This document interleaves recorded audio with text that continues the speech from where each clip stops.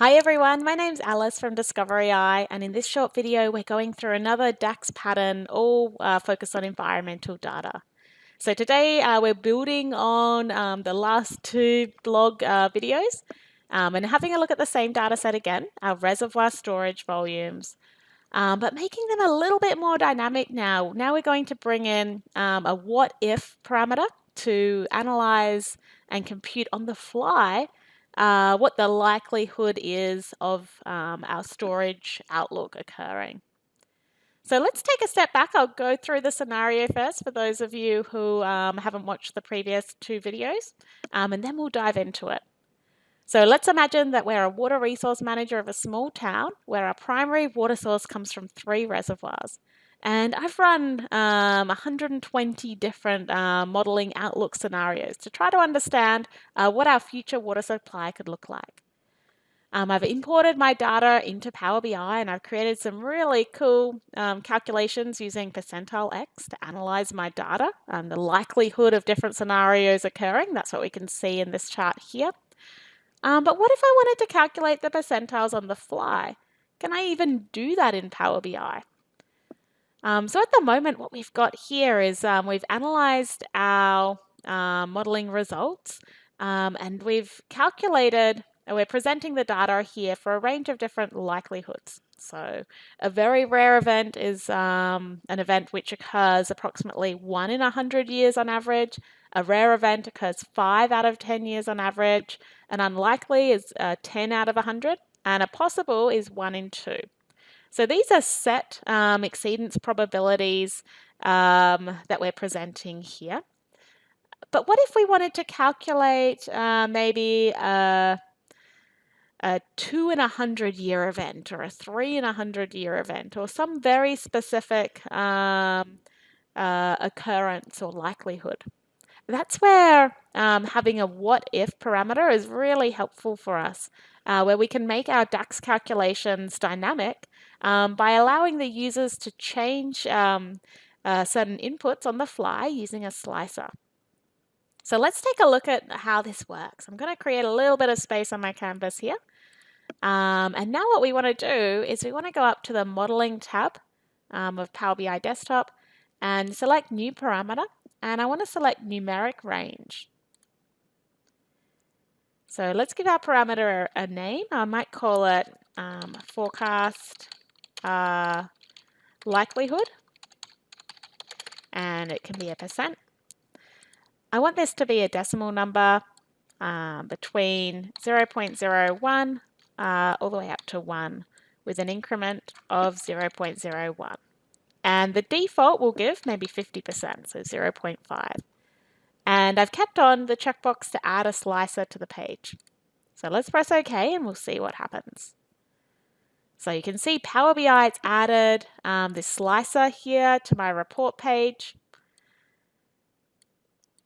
And it's also inserted a calculated table here for me. So if we click on the table, we can see that it's calculated a table using DAX, using a function called generate series. And what this does, if we take a look at the data view for the table, bring it up here, is it generates us a table of values from the minimum value, so 0.01, up to the maximum of 1 with an increment of 0.01. And it also creates us this DAX measure. So it returns a selected value of this column. And if we bring maybe just a card visual onto our canvas here and drag this measure in, what it's returning is whatever has been selected in this slicer here. If we have a look at the data model, we can see that this table, if I just zoom to the full screen, this table is disconnected. It's not included. It doesn't have any relationships to our existing tables here. But we can bring it, we can relate it to our tables and we can use it within our report canvas and on our visuals by linking it up using a little bit of DAX. So before we do that, let's just format this so it looks a little bit nicer on our page first. We could start by formatting the column here. Let's turn it into a percentage. Maybe 0 decimal points. And And let's just make it fit a little bit nicer on the page. So I'm going to turn off the background, the border, and the shadow. I'm going to make it a bit responsive so that the slicer is not so big. And maybe I'll change the visual header size so it's a little bit smaller. And maybe add a background to my values. So we'll change this, make it stand out a lot.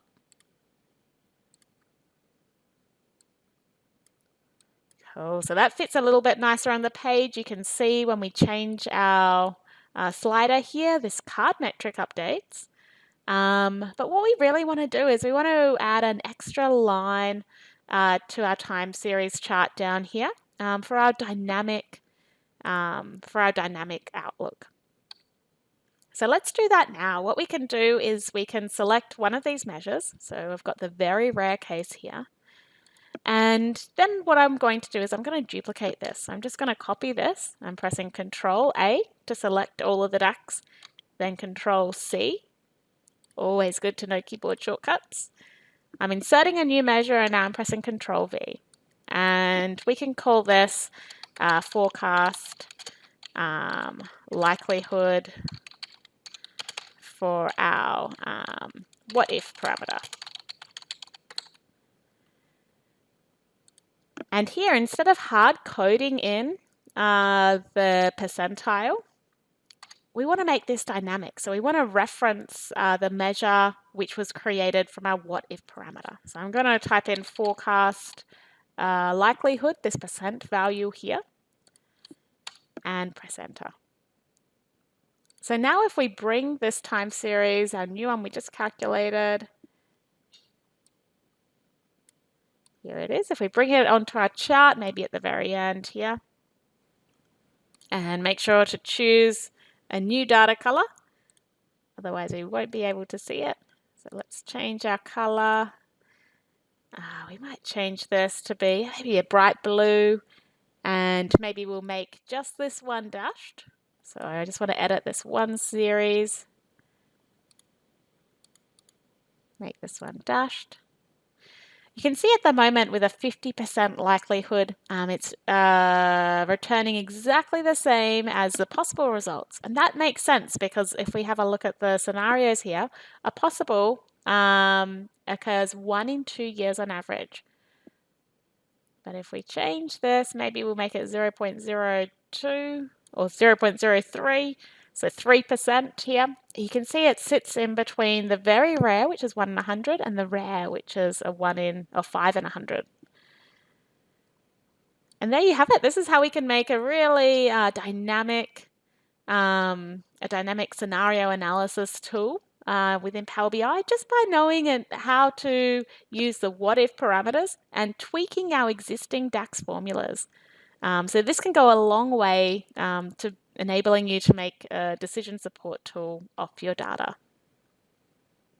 If you're keen to learn more about how you can visualize your environmental data in Power BI, then be sure to sign up for our Power BI for Enviro's monthly meetup group, keep following along on our blog and YouTube channel, or reach out to one of the team at Discovery Eye to learn more about our training and consulting packages. So thanks so much for watching and have fun playing around with DAX in Power BI.